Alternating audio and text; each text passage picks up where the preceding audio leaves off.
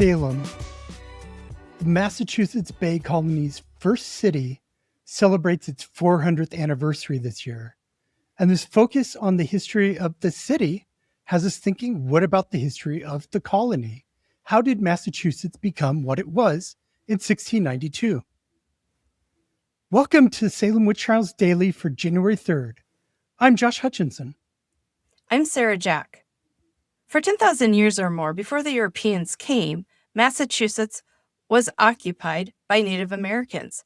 In the 16th century, the Europeans came to New England to fish and to trap game where those Native Americans were living. A series of epidemics decimated the native population, especially along the coast where contact with the exotic, disease-carrying Europeans was very common.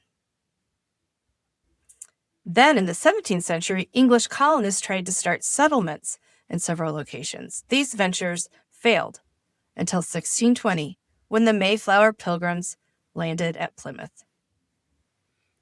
And they formed Plymouth Colony. And then in 1626, on Cape Ann, Salem was founded by Roger Conant, who had established a fishing village at Naumkeag, the site of a previous Native American settlement. Naumkeag means fishing place. You can see a statue of this founder of Salem, Roger Conant, right outside of the Salem Witch Museum. People often mistake it for the statue of a witch or a generic Puritan. It's specifically Roger Conant. And in 1628, Massachusetts was founded by the Massachusetts Bay Company. So at this point in time, you had the Plymouth Colony in the south and Massachusetts Bay Colony to the north of that. In 1629, King Charles I issued a charter so that the Massachusetts Bay Colony could govern itself. The town of Boston was founded in 1630, and it was made the seat of the colonial government, authorized by that charter. Yes. This was when they moved the capital away from Salem, where they initially set up camp. And then in the 1630s, there was an explosion of immigration to New England as approximately 20,000 Europeans came over to settle the colonies. In 1641, the first New England legal code was set down. This was called the Massachusetts Body of Liberties, and it set out the rights of the residents of Massachusetts. Then in 1648, this book and other laws were put together into the Book of the General Laws and Liberties concerning the inhabitants of Massachusetts. And it wasn't long before there were accused witches. Between 1648 and 1691, many people were indicted in Massachusetts on witchcraft charges. 8 were convicted, 5 were executed, and 2 women were jailed or placed under house arrest. And the one man who was accused, his conviction got overturned, and then he fled to Rhode Island with his daughter. That was Hugh Parsons of Springfield.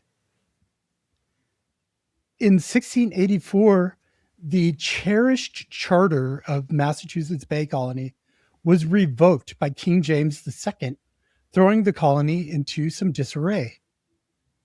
Then 2 years later, King James II established the Dominion of New England, which was a super colony that ran all the way from what's now New Jersey up to Nova Scotia and included all of the New England colonies and New York under one royally appointed governor, Edmund Andros, who was a very unpopular figure in New England because he was very harsh on Massachusetts in the opinions of the leaders and residents.